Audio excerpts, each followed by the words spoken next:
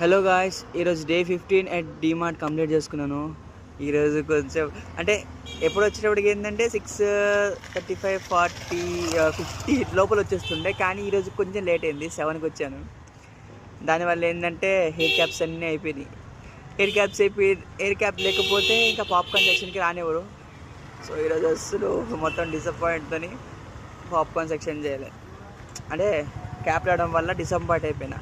మరి ఇంకా తప్పట్లేదని మెల్లిగా అటు ఇటు తిరిగి ఇది చేసుకొని మొత్తానికి ఏమంటారు ప్యాకింగ్ చేసేసి కంప్లీట్ చేసిన. ఈరోజుకి ప్యాకింగ్ అయిపోయిన తర్వాత మళ్ళీ ఈరోజు ఏంటంటే హెయిర్ క్యాప్ కోసమని పైకి వెళ్ళా స్టాక్ దగ్గరికి.